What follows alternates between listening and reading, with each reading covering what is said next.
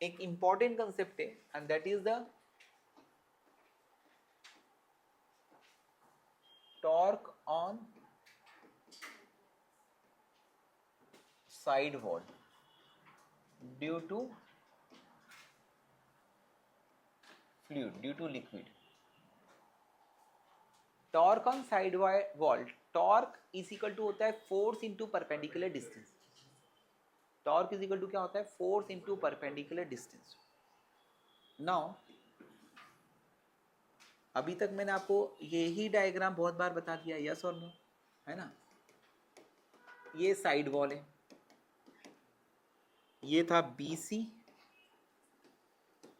N C N M, got it, है ना? Here we calculate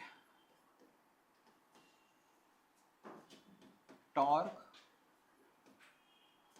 due to fluid about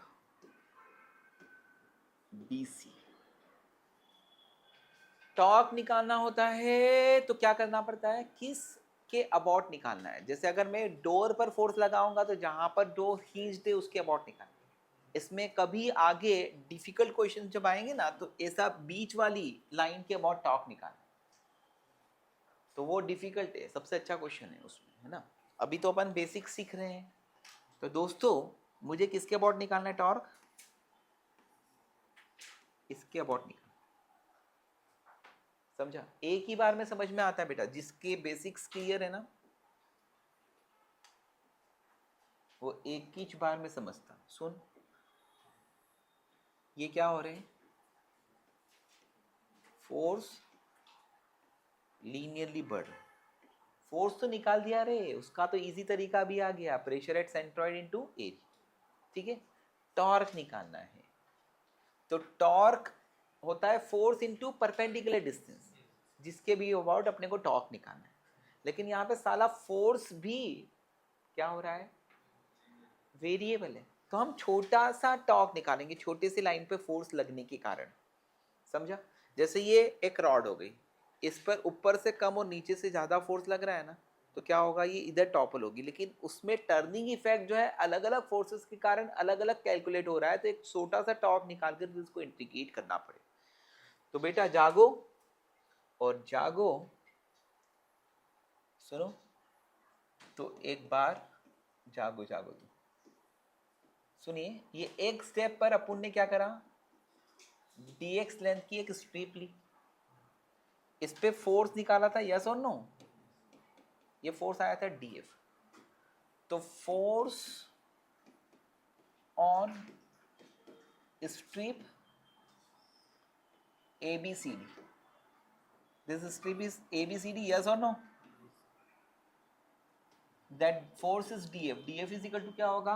pressure into area of strip. That force df is equal to क्या होगा बेटा?